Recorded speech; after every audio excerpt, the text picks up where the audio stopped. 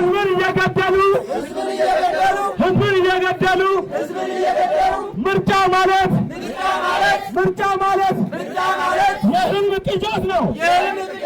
ሰላም ጤና ይስጥልን ተመልካቾቻችን፣ ዛሬ በመላው የአማራ ክልል አካባቢ ተቃውሞ ሰልፍ ተካሂዷል። ሰልፉ አብይ አህመድ በዓለ ሲመቱን እያከበረ ባለበት በዛሬው ዕለት ሁለት መልእክቶችን በማስተላለፍ ነው እየተካሄደ ያለው።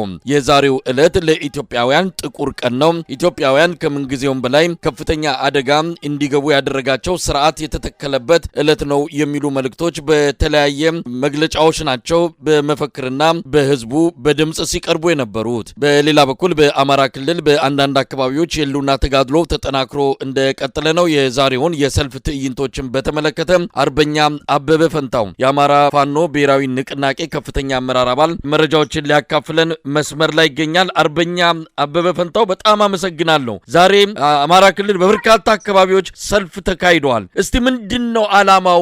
አጠቃላይ ዝርዝሩን ከሰልፉ አንፃር ያለውን ብታካፍለን። አመሰግናለሁ መሳይ። እንግዲህ እንደገለጽከው ዛሬ በመላው አማራ ህዝባዊ ተቃውሞ ሰልፍ ተካሂዷል። ይህ ሰልፍ ያው ህዝቡ በራሱ ያዘጋጀው ነው። ፋኖ የብልጽግና መንግስት አደርገዋለሁ ብሎ ካሰበው ምርጫ ጋር ተያይዞ መግለጫ ማውጣቱ ይታወቃል። መግለጫው ዋና ዓላማ ምንድነው? የአማራ ህዝብ ላይ ዘር ማጥፋት እየተፈጸመ ነው። ሀገራችን ኢትዮጵያም እንደ ሀገር የህልውና አደጋ ባለችበት ሁኔታ የአብይ አህመዱ የብልጽግና አገዛዝ ምርጫ በማካሄድ አሁንም ይህንን የጥፋት ዓላማውን ህጋዊ እውቅና ወረቀት አግኝቶ የሚቀጥልበት ሁኔታ የለም በሚል ለተለያዩ ባለድርሻ አካላትም ፓርቲዎችም በትጥቅ ትግልም ላሉ ፖለቲካ ትግልም እያደረጉ ላሉት አጠቃላይ ህዝባዊ እምቢተኝነትም ላይ እየሰሩ ላሉት በሙሉ ጥሪ በማድረግ በሁሉም የሙያ ዘርፍ ተሰማርተው ደግሞ ህዝባቸውና ሀገራቸውን እያገለገሉ ላሉ ባለሙያዎችም ጭምር ጥሪ የተደረገበትና ምንም አይነት ሁኔታ ምርጫ የሚባል ነገር መካሄድ የለበትም በሚል ጥሪ መደረግ ላለበት ጥሪ አድርገናል። እርምጃ ልንወስድ የምንችልበት ላይ ደግሞ እርምጃ ልንወስድ እንደምንችል የገለጽንበት ሁኔታ አለ። ከዚህ ጋር ተያይዞ እንግዲህ ዛሬ መጋቢት 24 ፋሽስቱ እና ዘር ጨፍጫፊው ጸረ ኢትዮጵያው ወደ ስልጣን የመጣበት ዕለት ነው። እንግዲህ 2010 ወደ ኋላ ተመልሰን ብዙ የተባለ ስለሆነ እንመለስበትም 2010 መጋቢት 24 ነው ወደዚህ ስልጣን የመጣው። ከዛ ጊዜ ጀምሮ እኛም እንግዲህ እንደ ፋኖ የአማራ ህዝብ ዘር ማጥፋት የተፈጸመበት ነው። ሀገራችንንም ኢትዮጵያም እንደ ሀገር የምትቀጥልበት ሁኔታ ጥያቄ ምልክት ውስጥ የገባበትና በመፍረስ አደጋ ላይ ያለችበት ሁኔታ አለ። ከዚህ ጋር ተያይዞ እንግዲህ አገዛዝ እኛ ፋኖ የህልውና ትግል እያደረግን እንገኛለን፣ ትጥቅ አንስተን ማለት ነው። ከዚህ ጋር ተያይዞ በዛሬው ዕለት አንደኛ የበዓለ ሲመቱ ቀን ነው። ይህንን ቀን አስመልክቶ በመላው አማራ ቀኑን በመቃወም አብይ አህመድን አገዛዙን በመቃወም በሌላ መንገድ ደግሞ ይሄ ባለበት ሁኔታ እንደ አማራም እንደ ሀገር እንደ ኢትዮጵያ ምርጫ አይካሄድም፣ ከምርጫ በፊት ህልውና ይቀድማል እና ሌሎች በርካታ መልእክቶችን የአብይ አህመድ ሎጂስቲክስ እና ሌላም የሆነችው ዩናይትድ አረብ ኤሚሬትስ ጭምር የአማራ ገበሬ ሳይቀር እያወገዘ ያዋለበት ሁኔታ የተፈጠረበት ህዝባዊ ተቃውሞ ሰልፍ የተደረገበት ነው። በመላው አማራ በዞንና በወረዳ ከተሞች አቅራቢያ ከ5 እስከ 10 ኪሎ ሜትር ባሉ ታዳጊ የገጠር ቀበሌ ከተሞችም ሪሞት የሚባሉ ኤሪያዎችም ተሰባስቦ ማዕከል ቦታ ፈልጎ ህዝቡ በራሱ መንገድ ያዘጋጀው ህዝባዊ ሰልፍ ነው። በዚህ ሰልፍ የኛ የፋኖች ሚና ደግሞ ደህንነቱን መጠበቅ ነው፣ የህዝቡን ሰላሙን ማስጠበቅ ነው። በሰላማዊ መንገድ ወጥቶ በሰላማዊ መንገድ ሰልፉን አከናውኖ እንዲመለስ ነው። ሰላማዊ መንገድ ስል ባለው ሁኔታ ማለት ነው። ሰልፎች ባሉበት አካባቢ ከባድ መሳሪያዎችን መድረስ ይችላሉ። አየር ኃይሉም ጥቃት ሊሰነዝር ይችላል፣ ይታወቃል። ህዝቡ ከዚህ በላይ ምንም ሊመጣ አይችልም። ሰልፍ እናካሄዳለን፣ ደህንነታችንን በምትችሉት ጠብቁ የሚል ወደኛ መልእክት መጥቷል። እኛም እንደ አማራ ፋኖ ብሔራዊ ንቅናቄ ፋኖ በተቆጣጠራቸው ቀጠናዎች በሙሉ እና ከዛም ውጭ ሽግም ጭምር በመያዝ ሰልፉን በሰላም እንዲያካሄድ የማድረግ ሚና ተወጥተናል። ከዛ ውጭ ግን ህዝቡ በራሱ በእድርም በሌሎች ማህበራዊ ጉዳዮችን በሚያከናውንባቸው መዋቅሮቹ በራሱ በሃይማኖት አባትም በአገር ሽማግሌዎች መዋቅር ሰልፍ ማድረግ ያለበት በምን መንገድ አደርጋለሁ የሚለውን ራሱ አመቻችቶ ጀምሮ ራሱ የጨረሰበት ሁኔታ ነው ያለው። አሁን በዚህ ሰዓትም ጭምር እየተካሄደባቸው ያሉ ቦታዎች አሉ። በቀጣይም ሊካሄድባቸው የሚችሉ ቦታዎች ይኖራሉና የህዝብ ፍላጎት ነው። እንደነገርኩ የኛ ሚና ምንድነው? ህዝባችንን ማንቃት፣ ማሳወቅ፣ መታገል የሚችለው እንዲታገል ማድረግ፣ የማይችለውን ደግሞ እንዲታገል የማድረግ ስራ ነው። ከሰልፉም ጋር ተያይዞ በፈጠርንለት ግንዛቤ መሰረት ዛሬ ባልኩ ልክ ከፍተኛ በሆነ ንቅናቄ አገዛዙን በመቃወምና ከፊታችን ግንቦት አደርገዋለሁ የሚለውን ምርጫ እንዳይካሄድና እንደማይፈልገውም ጭምር የአማራ ህዝብ ዛሬ ያሳየበት ሁኔታ ነው የተፈጠረውና ይሄንን ነው የሚመስለው። ወንድም መሳይ አርበኛ አበበ መረጃዎችን አሁንም እየተቀበልን ነው። እንግዲህ በወሎ ቤት አማራ ግዳን ወረዳ የተካሄደው ጋይንት ወለላ ባህር አዋበል እደ ማርያም የተካሄደውንም እንደዚሁ በቪዲዮም በፎቶግራፍም ጭምር ተደግፎ የመጣልን ነው። በጃዊም እንደዚሁ በተለያዩ አካባቢዎች መካሄዳቸው ነው። በጎጃም እነማይ ዲባና አዋበል መካሄዱን የሚገልጽ ነው። በቤት አማራ ደሴ ዙሪያ አልብኮ እንደዚሁ አርሶ አደሮችና ነዋሪው ወጥተው ሰልፍ ማድረጋቸውን ነው የሰማነው። በምዕራብ ጎጃም ወንበርማም መጠነ ሰፊ በሆነ ቁጥር ነው ሰው የወጣው። በምስራቅ ጎጃም የቦቅላ ህዝብም በተለያዩ ትዕይንቶች መልእክቶች ሰልፉን ማካሄዱን የሚገልጽ መረጃ ነው የደረሰን። በተኩለሽ በሌሎችም አካባቢዎች በራያ ዞብል ተዘርዝሮ የሚያልቅ አይደለም። አሁንም ካንተ ጋር ቃለ መጠይቅ እያደረኩም እንደዚሁ የሰልፉ ትዕይንት እንደቀጠለ የሚያሳይ ነው። እንደው አርበኛ አበበ ለአማራ ብቻ ሳይሆን ለመላው የኢትዮጵያ ህዝብ ጭምር የሚያስተላልፈው መልእክት ምንድን ነው?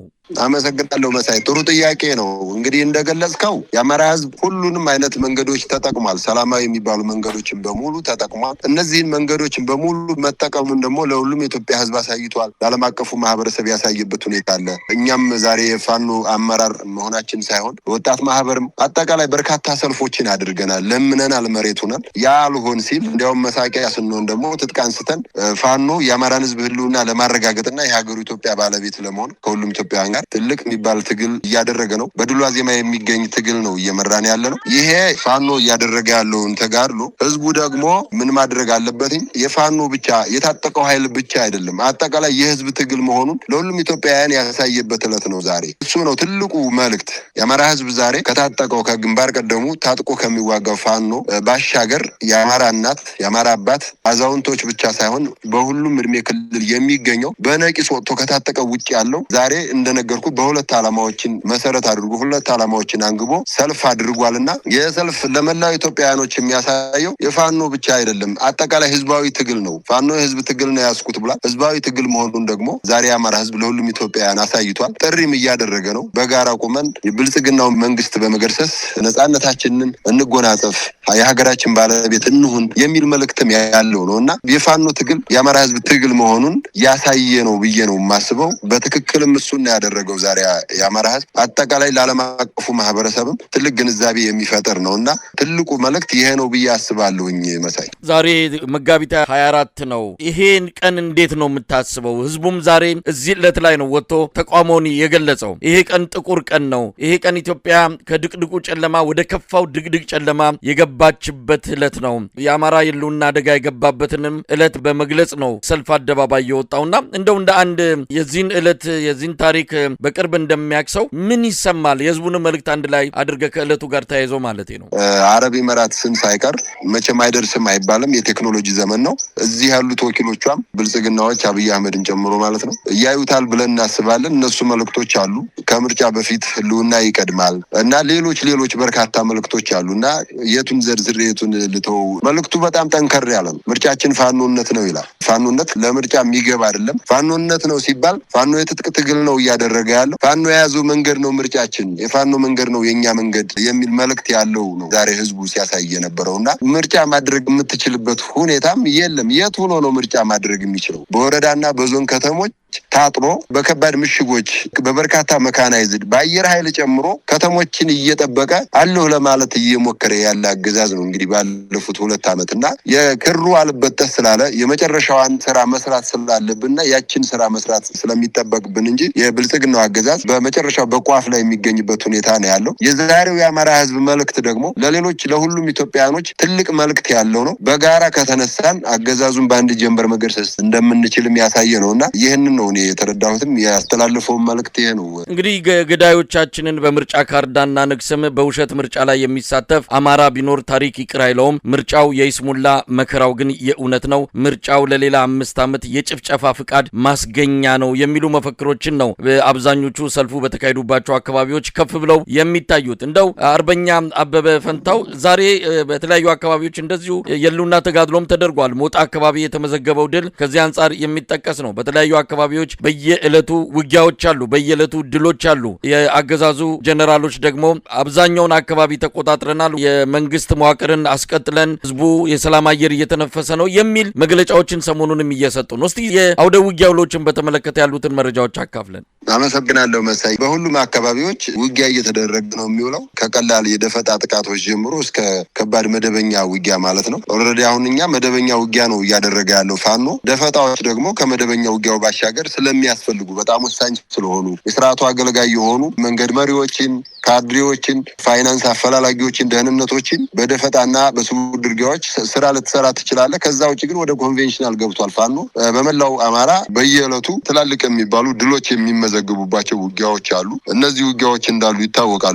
አገዛዙ ምን እየገመገመ እንደሆነ ይታወቃል። በምን ሁኔታ ላይ እንዳለ ይታወቃል። በርካታ አለኝ የሚለውን ሰራዊቱን የኦሮሚያ ልዩ ኃይልን ጨምሮ መከላከያ ሰራዊት የሚባለውን የብልጽግና ጦር ዩኒፎርም እያለበሰ እያስገባ ከተለያዩ ማህበራዊ ክንውን ከሚካሄድባቸው ቦታዎች ጭምር እያፈሰ ከመስጊድና ከቤተክርስቲያን ከዩኒቨርሲቲዎች ሳይቀር ወጣቶችን እያፈሰ እየወሰደ እያሰለጠነ እያመጣ እያስጨረሰ አሁንም ትግሉ የቀጠለበት ሁኔታ አለና እነሱ ግን ሚዲያ ላይ ወጥተው ሰላም አድርገነዋል ምናምን ይላልና ጄኔራል መሐመድ ተሰማ ደግሞ እንደጠቀስከው በርካታ ጊዜ በጣም ከፍ ባለ ቶን በትነነዋል እንዲህ ብለነዋል ምናምን ሲል እናውቃለን። እና ስለምንተዋወቅ ከሰሜኑ ጦርነት ጀምረን እናውቃቸዋለን። በህዝብ ኃይል በህዝብ ድጋፍ ያለፉትን ጦርነት እነሱ ብቻ የሰሩት አስመስለው ስለምታውቃቸው ብዙ ስለተባለ ስለነሱ አሁንም እያሉ ያሉት ነገር በፕሮፓጋንዳ ምንድን ከሆነ በሚል የፕሮፓጋንዳ መርሃቸው ታውቀዋል። ውሸት ሲደጋገም እውነት ይሆናል ነው። በጦርነት የተሰላቸ ህዝብ ነው እያደረግን እናሰላቸዋለን። ከዛ ጎን ለጎን ደግሞ በፕሮፓጋንዳ አሁንም ውሸት እንደጋግማለን፣ ውሸቱ እውነት ይሆናል ሲሰለቸው የሚል ስልት እየተጠቀሙ እንግዲህ ሀገር ያሻግራሉ የተባሉ ባንዲራን ተራምደው ምለው ተገዝተው የሀገርን ዳር ድንበር የሀገርን ሉዓላዊነት ያስከብራሉ የተባሉ ጄኔራሎች የአንድ ሀገር አጥፊ የዘር ጨፍጫፊና ጸረ ኢትዮጵያ አገዛዝ ዘበኛ ሆነው የስልጣን ዘበኛ ሆነው የቀበሌ አመራር ይመስል የወረዳ የዞን ካድሬ ይመስል በኪሳቸው አጀንዳ ተሸክመው እየዞሩ ያሉ የወረዳ አመራሮች የዞን አመራሮችና የቀበሌ አመራሮች ሊሰሩት የሚገባን ስራ በተዋረድ የዚህ የመከላከያ የሚባለው የብልጽግና ጦር አመራሮች ሲሰሩ እየዋሉ እያደሩ ነው ያሉት እና ይሄን የሚታወቅ ነው። ስልጠናም እየወሰዱ የፕሮፓጋንዳ ስልጠናም እየወሰዱ የውትድርና ስልጠናውን ትተው የፕሮፓጋንዳ ስልጠና እየወሰዱ ይሄንን እየሰሩ ያሉበት ሁኔታ ነው እና ያለው አጠቃላይ ውሸት ሲደጋገም እውነት ይሆናል እየሰሩ ያሉት። በዙ 23 ታጅቦ እያደረ ጄኔራል መሐመድ ተሰማ ተበትነዋል ይልሃል። በአዳራሽ ህዝብ ሰብስቦ ከአዳራሹ ፊት ለፊት ባለ ፖሊስ ጣቢያ ኮንክሪት ምሽግ ሰርቶ እየተጠበቀ እያደረ እየዋለ ተበትነዋል ይልሃል። እና ታዲያ ምሽጉን ለምን አታፈርሱትም ብሎ ይጠይቃቸዋል ህዝብ። ይህንም ነግረህ መሳይ ከአንድ ከተማ የተጠየቁትን ነው። አዳራሽ ውስጥ ህዝብ ሰብስቦ ከአዳራሹ ፊት ለፊት ፖሊስ ጣቢያ አለ። አዳራሹ ውስጥ ያለው ህዝብ እና ታዲያ እዚህ ፖሊስ ጣቢያ ፊት ለፊት ላይ ያለው ምሽግ ምን ይሰራል ለምን አታፈርሱትም ሲባሉ ወደ ስድብ ነው የገቡት። እና በዚህ ሁኔታ ያለ አገዛዝ እና በዚህ ሁኔታ ያለ የአገዛዝ ጦርና የስልጣን ጠባቂ አለው ለማለት በፕሮፓጋንዳ ለመኖር ጣረሞት ላይ ስላሉ ህዝቡ ተረድቷቸዋል። በቃ ህዝቡ የሚናፍቀው የሚጠብቀው ቀን አለ። የኢትዮጵያ ህዝብ እንደ ህዝብ ተነስቶ አንድ ቀን እስከሚበላን ብለው እየኖሩ ያሉበት ሁኔታ አለ። ሀብት እየመዘበሩ ሀብታቸውን ወደ ውጭ እያሸሹ ያሉ ሰዎች ናቸው እንጂ ሊያሸንፉ እንደማይችሉ ያውቁታል። ያለውን ነባራዊ ሁኔታም ይረዱታል። ስለዚህ እኛ ትግላችንን አጠናክረን ወደ ተሻለ ደረጃ ወደ መጨረሻው ምዕራፍ የጠላት ስትራቴጂክ ሴንተር የሚባለው ወደ 4 ኪሎ እስከምንገባ ድረስ እንጂ የሚጠበቀው አማራ ክልል ላይ ብልጽግና አለ ማለት አይቻልም። የፖለቲካ መዋቅሩ የፈራረሰበት ሁኔታ ነው ያለው። አባናደው ታይቷል። በቤት አማራም በሸዋም በጎንደርም በጎጃምም የታየበት ሁኔታ አለ። ጎጃምም ዛሬ በጣም ትልቅ የሚባል ድል የተመዘገበበት ሁኔታ አለ። ደቡብ ጎንደር ሰሞኑን፣ ሰሜን ጎንደርም ከዛ በፊት የተሰራውን እናውቀዋለን። በርካታ ጦር መሳሪያ በርካታ ሰራዊታቸው የሚተማመኑበት እንግዲህ ብልጽግና ደቡብ ጎንደር ላይ ሰርቻለሁ እያለ እንዳልሰራና እንደሌለ የታየበት ሁኔታ ፋኖ ምን ያክል ድል እንዳስመዘገበ ጎንደር ላይ የሚታይ ነው። የታየም በቅርቡም የታየ ነው። በአባናዶ ቤት አማራ ላይ በበርካታ ድሎች ሸዋም ጎጃም ላይ የተሰራውን ስታይ አሉ ትላለህ እንዴ? አትልም። የሉም። የሚጠብቁት ቀን አለ እነሱ፣ እኛም የምንጠብቀው ቀን አለና በዚህ ሁኔታ ሆኖ አገዛዙ ሚዲያ ላይ ሲጠየቁ ግን ስልጠና ስለወሰዱ ትላልቅ ጄኔራሎች መኮንኖች በኮሎኔልም ደረጃ እስከ ሻለቃ ድረስ ወደ ሚዲያ የሚወጡ ከሆነ ስልጠና ተሰጥቷቸው ነው የሚወጡት። መደበኛ ስልጠና የሚዲያ ስልጠና የፕሮፓጋንዳ ስልጠናና ከውጊያው በላይ ፕሮፓጋንዳው ላይ ፖለቲከኛው ካድሬው ብቻ ሳይሆን የመከላከያ ከፍተኛ አመራሮችም ትኩረት አድርገው እየሰሩ ስለሆነ እኛ አይደንቀንም። እሱ ነው አሁን እንደ ትልቅ ግንባር አድርገው ያሉበት። በአውደ ውጊያ ምንም ለውጥ አልመጣም። በስትራቴጂክ ድሮን ብትል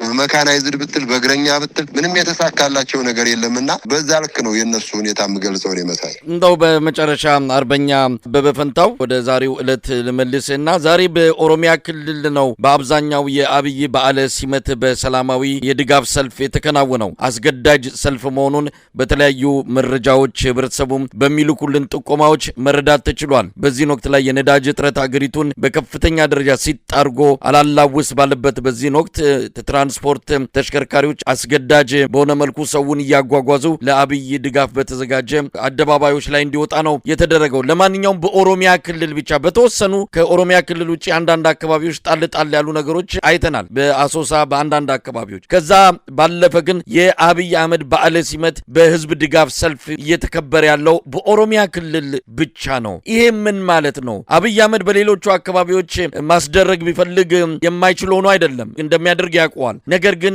ለአንድ የሆነ የፖለቲካ ቁማር በኢትዮጵያ ህዝብ ዘንድ ነገ ከነገ ወዲያ ለሚፈጠር የእርስ በርስ ጦርነት ጥላቻን እየጠመቀ ሴራን እየጎነጎነ እንደሆነ ብዙዎች አስተያየታቸውን እየሰጡ ነው። ለምን በኦሮሚያ ክልል ብቻ በዓለ ሲመቱ ይከበራል ነው። ይሄ ዘንድሮ ብቻ ሳይሆን በተደጋጋሚ በባለፉትም ጊዜያት የታየ ነው። ይህን እንዴት ታየዋለህ? እንደው አርበኛ አበበ። አመሰግናለሁ መሳይ፣ ጥሩ ጥያቄ ነው። እንግዲህ ይሄ አደገኛ ነገር ነው። ምን አስቦ እንደሆነ ይታወቃል። አጠቃላይ አገዛዙ ሌሎች ቀጠናዎች ላይ ሌሎች ክልሎች ላይ ማድረግ ይችላል አልከው፣ ማድረግ ይችላል። አሁን ለምሳሌ አማራ ክልል በአንዳንድ የወረዳ ከተሞች እና በዞን ከተማዎች ላይ በመከላከያ ሀገረኛም በመካናይዝድም በድሮንም ታጅቦ ሰልፎችን እያደረገ ነው። ሊያደርግ ይችላል፣ መነጋገር ይቻላል። ይህንን ሰልፍ ማድረግ ሳይፈልግ ሌሎች ክልሎችም ላይ ከአማራ ክልል ውጭ ባሉ ክልሎችም ያው ትግራይ ላይ ማድረግ እንደማይችል ስለሚታወቅ ብልጽግናም ስለሌለ፣ ስለዚህ አማራ ክልልም ብልጽግና ሙሉ ለሙሉ መዋቅሩ ስለፈረሰ መጨረሻ ምሽጌ ብሎ የሚያስበው የአብይ አህመድን ስልጣን የኦሮሞ ህዝብ ስልጣን አድርጎ ይመሳል። ምናልባትም የኦሮሞ ህዝብ ይሄ ስልጣን ያንተ ነው፣ በዚህን ያክል ዓመት የተገኘ ስልጣን ነው በሚል የመጨረሻ መደበቂያው ለማድረግ ምናልባትም ደግሞ ወደ መጨረሻው አገዛዙ ወደ መቃብሩ ሊገባ ሲል በኦሮሞ ህዝብ ስም ሌላ ደግሞ ደም አፋሳሽ ጦርነት ለማድረግ ህዝብን ከህዝብ ለማጋጨትም አበክሮ እየሰራ እንደሆነ ቀድመን እናውቃለን። ይህንን እየሰራ እንደሆነ ደግሞ የኦሮሞ ፖለቲከኞች በተቃራኒ ጎራ ጸረ ብልጽግና ትግል እያደረጉ ያሉት ደግሞ ምስክር ናቸው። የተናገሩ ያሉበትም ሁኔታ አለ። እኛም እንደ ፋኖ የምንረዳው እሱን ነው። የመጨረሻ መደበቂያ ለማድረግና የአብይ አህመድን ስልጣን የኦሮሞ ህዝብ ስልጣን አድርጎ የመሳልና የኦሮሞን ህዝብ የስልጣኑ ማስጠበቂያ ለማድረግ ከማሰብና ከማለም የመነጨ ስለሆነ ይህንን ይረዱታል። ጸረ ብልጽግና ተጋድሎ እያደረጉ ያሉ የኦሮሞ ልጆች እነሱ ሊናገሩት፣ እነሱ ሊሰሩት፣ እነሱ ህዝባቸውን ሊያነቁበት፣ እኛም እንደ ፋኖ እንደዛ ነው የምንረዳው። እኛ መወሰድ ያለባቸውን ጥንቃቄዎች እንወስዳለን። በኦሮሞ ስም የተደራጁ ቡድኖች ዘራፊዎች ምናምን ሊሆኑ ይችላሉ እንጂ የኦሮሞን ህዝብ በዘላቂነት አሻጋሪ የሆነ መንገድ ይዟል ብለን አናምንም። የአብይ አህመዱ የብልጽግና አገዛዝ ከዚህ ጋር ተያይዞ ግን ህዝብን ከህዝብ ለማጋጨት የመጨረሻ ካርዱ ለማድረግና በኦሮሞ ህዝብ ለመደበቅ ከፍተኛ ጥረት እያደረገ ያለበትና እንደነዚህ አይነት ሴራዎችን ብዬ ነው የማስበው። ዛሬ ብልጽግና መርጦ ኦሮሚያ ላይ ማድረጉ ይህንን ግብ ለማሳካትና ቀጣይ ዓላማውንም ያሳየ ነው ብዬ ነው የማስበውና በዛ ነው የምገልጸው እኔ መሳይ። እንደው በመጨረሻ መልእክት አለህ? እንደው አርበኛ አበበ፣ እንግዲህ ነገሮች በብዙ እየተቀየሩ ነው። የአብይ አህመድ አገዛዝም የደመነፍስ ጉዞውን ቀጥሏል። ምርጫ በማይቻልበት ምርጫ፣ ምክክር በማይሞከርበት ምክክር፣ ፍየል ወዲያ ቅዝምዝም ወዲህ አይነት ስራዎችን ነው ኢትዮጵያ ላይ በሰው ደም እየተጫወተ የሚገኘው። የፋኖ እንቅስቃሴም ገፍቶ ቀጥሏል። አሁን እንደሚታየው ዛሬ የተረጋገጠውና በመላው አማራ ሰልፍ ማድረግ መቻል በራሱ ህዝባዊ እምቢተኝነት መቀስቀሱን የነፍጥ ትግል ብቻ ሳይሆን ህዝባዊ እምቢተኝነት በከተሞች ነገ ከነገ ወዲያ ሊፋፋም እንደሚችል ከምንም በላይ ምልክቱ የታየበት ነው ማለት ይቻላል። እንደው መልእክት ካለ? አመሰግናለሁ መሳይ። እና የመጨረሻው መልእክት ምንድነው? እኛ አማራ ፋኖ ብሔራዊ ንቅናቄ የፖለቲካ ትግል እያደረግን ነው። ቅድም እንዳነሳሁት ሁሉንም መንገዶች ተጠቅመን እነዛ መንገዶች በሙሉ የሚሰማቸው ስለሌለ አብይ አህመድን በዛ መንገድ ለውጥም ሰላምም ማምጣት እንደማይፈልግ ስላወቅን ወደ ትግል ገብተን በድሉ አዜማ የሚገኝ ትግል ነው የያዝነው። ከዚህ ጋር ተያይዞ ህዝባችን ደግሞ ፋኖ የያዘው ትግል የሁሉም የአማራ ህዝብ ትግል መሆኑን በሰልፍም በተለያዩ ትዕይንቶችም ያሳየበት ሁኔታ አለና ከዚህ ጋር ተያይዞ ሁሉም ኢትዮጵያውያኖች ጸረ ብልጽግና ትግሉን አጠናክሮ በመቀጠል ኢትዮጵያ የሁላችንም ትልቅ አዳራሽ፣ የሁላችንም ቤት፣ የሁላችንም እናት ናት። ሁላችንም ዋጋ ከፍለን ከዚህ አስከፊ ስርዓት ነጻ አውጥተን ሁላችንም ኢትዮጵያውያኖች ዲሞክራሲያዊ ስርዓት ገንብተን በጠረጴዛው ዙሪያ ተነጋግረን ችግሮቻችንን ፈተን ሁላችንም የሀገራችን ባለቤት የምንሆንበትን ጊዜ እናምጣ እና ሁሉም ጸረ ብልጽግና ትግሉን ይቀላቀል፣ የፍርሃት ቆፈኑን አውልቆ ይጣል የሚል መልእክት ነው ያለኝ። በተለይ አዲስ አበቤ የፍርሃት ቆፈኑን አውልቆ መጣል መቻል አለበት። እየሆነ ያለው ነገር ከባድ ነው። ስለዚህ ሁሉም ኢትዮጵያውያኖች ጸረ ብልጽግና ትግሉን አጠናክሮ በመቀጠል ሁሉም በሚችለው በመታገል የድል ባለቤት የነጻነታችን ባለቤት እንሆን የሚል መልእክት አለኝ። ያመሰግናለሁኝ ወንድሜ። በጣም ነው ማመሰግነው አርበኛ አበበ ፈንታው የአማራ ፋኖ ብሔራዊ ንቅናቄ ከፍተኛ አመራር አባል ለነበረን ቆይታ ከልብ ነው ማመሰግነው። እንግዲህ የሰልፎቹን ሂደቶች ተከታትለን ደግሞ በሚቀጥለው ዘገባ እንመለሳለን ማለት ነው። ለአሁን እግዚአብሔር ይስጥልኝ፣ መልካም ቀን። አመሰግናለሁ መሳይሽ። ህዝብን እየገደሉ ምርጫ ማለት የህልም ቅዠት ነው።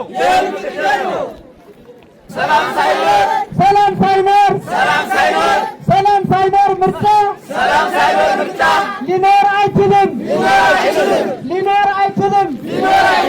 ብልጽግና የመሬት ተላላኪ ነው። ብልጽግና